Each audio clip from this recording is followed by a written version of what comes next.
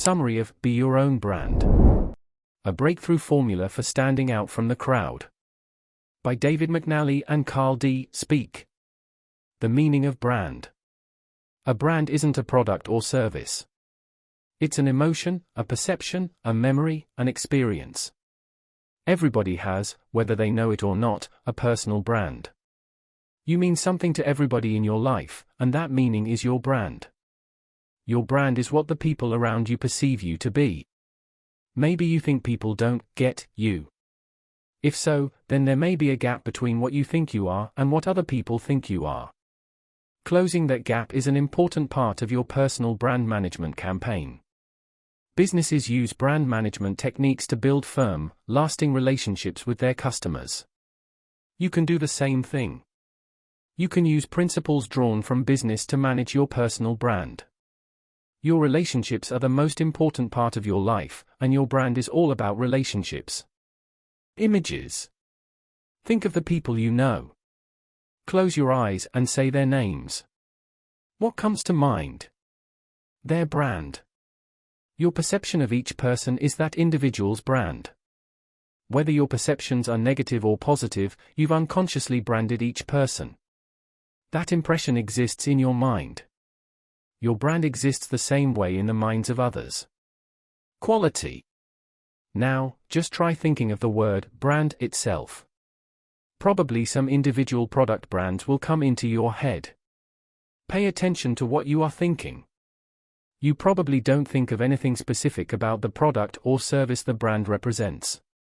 Instead, you are more likely to think of the product in terms of a quality its brand conveys, such as affection, trust, respect, and so on. Brand research has repeatedly demonstrated that what people remember about a brand is its quality.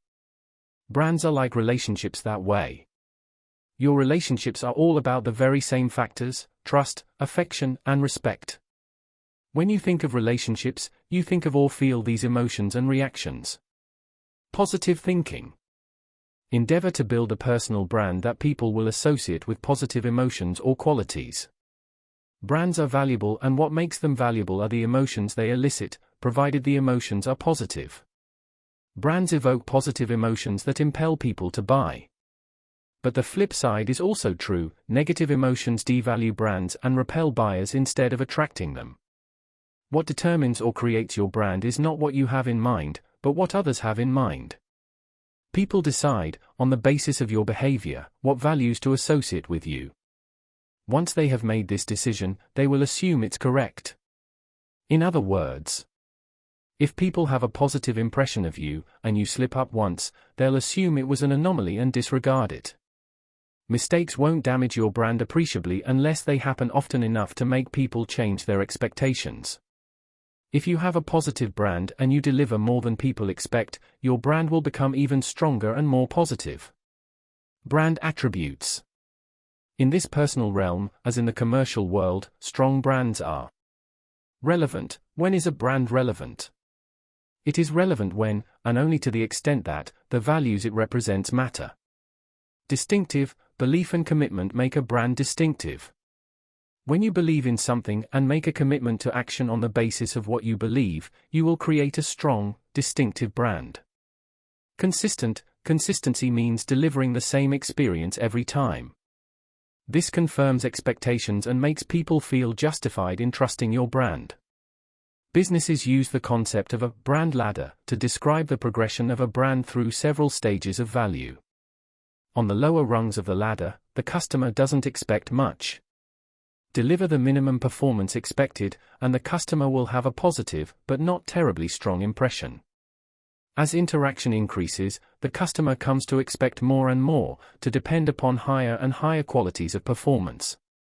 As the brand delivers, step by step, it climbs the brand ladder. Use the same concept to analyze and understand your personal relationships. Remember that each and every interaction you have with each and every person you meet offers a chance to climb the brand ladder. Remember that a strong brand is not always a good brand.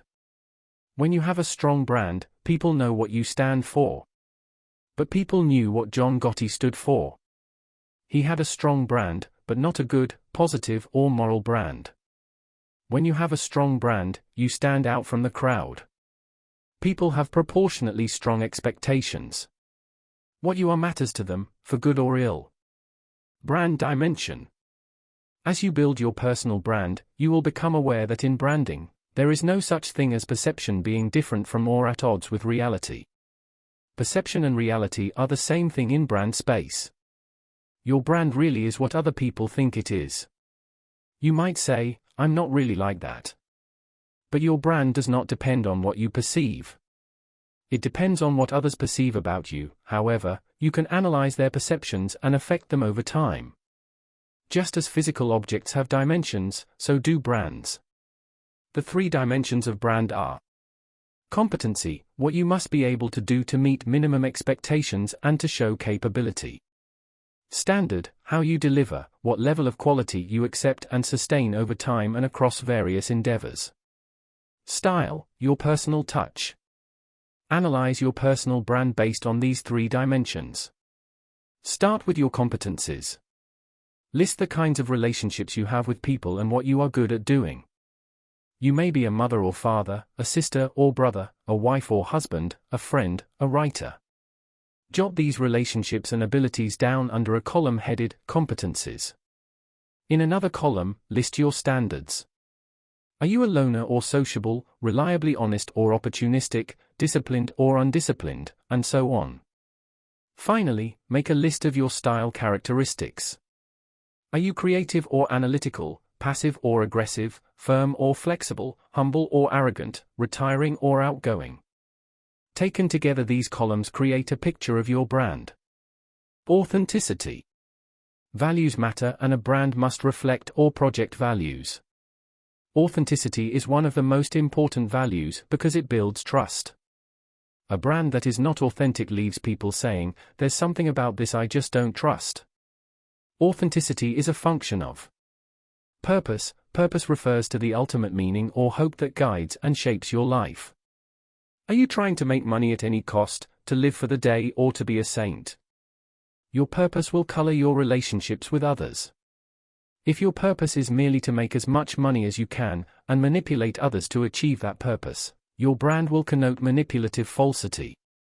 Vision. Vision is your view of what the future can or ought to hold. Many people stop exercising this inner vision when they are adolescents. As a result, they plod along a path they first glimpsed as teenagers. Instead, it is a good idea to revisit and review your vision and expectations. Values, in this sense, refer to those things you deeply and firmly believe. If you don't deeply and firmly believe anything, your brand cannot be authentic. A personal brand values profile provides a checklist you can use to test and identify your deepest, brand-building values. Management. You have a personal brand, whether you realize it or not. You know that other people have an impression of you, but you may not realize that their impression is your brand. Since your personal brand affects every relationship, it's a good idea to take your brand in hand and manage it. Among the management techniques you should use are: brand statement, write down what you want your brand to be. Metrics, measure how well your brand meets the objectives you've set. Brand building techniques, put your brand in order when things go wrong. Each stage of brand management requires a careful examination of every aspect of your relationships with other people. Examine yourself daily to see whether what you have done reflects or mars your brand. Did you fail to return a phone call? Get angry? Treat someone with disrespect? How many times? Is it your brand objective to be such a person? Repair the damage immediately, and you will sustain a strong, positive brand. Conclusion: living the brand. All you really need to remember about personal brand building is: write your personal brand statement, revisit and refine it over time. Respect your brand and obey it. Measure what you do against what your brand says you ought to do. Be true to your brand. Check how other people react to you to see whether your brand is relevant to them. Be consistent. Police yourself against a personal truth in labeling law. Carefully construct your brand environment by choosing your friends. Make sure your employer supports your brand; if not, change employers. Consider relationships as assets.